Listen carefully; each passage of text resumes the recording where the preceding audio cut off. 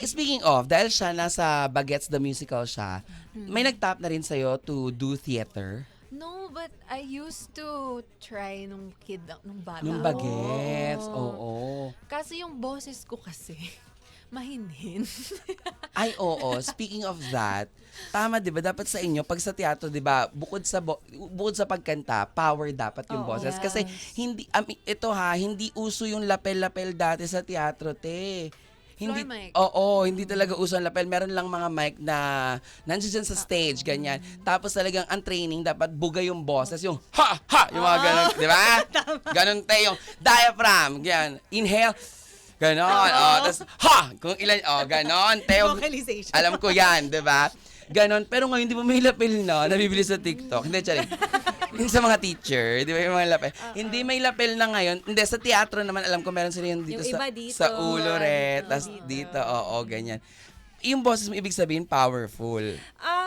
Natitrain naman din siya eh. Pero ako, mas chest din kasi yung voice ko. So, mas malakas yung buga din ng boses. Pero syempre, kung anong hinihingi din naman ng musical director nyo na kailangan mong isoften sa parts na to, kailangan mong ibuga sa part na to. Ganon. Ay, may naalala ako, speaking of pagbuga-buga. Kasi pag nanonood ako ng theater play, paglabas ko ng theater room, parang napapasabay yung kami mga friend ko nag-usap kami na, kumain na tayo. Diba yung mga ganun?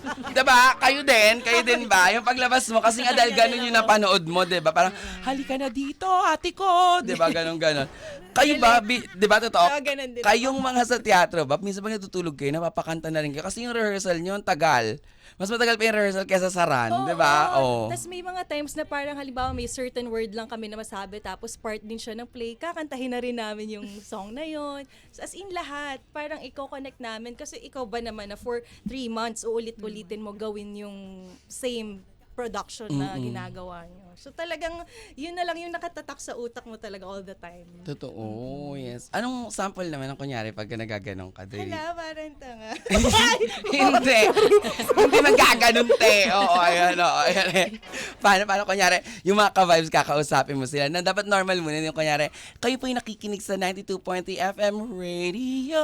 Ganun, charing. Okay, halimbawa normal na Ay, chikahan. ate, kamusta yung journey mo sa paggawa ng Hell University muna? Ito kasi, di ba, nung bata ako, pangarap ko lang maganito. Tapos while growing up, tapos makukunik mo, growing up, getting down. Tapos Ay, gagaling ka na. gano'n!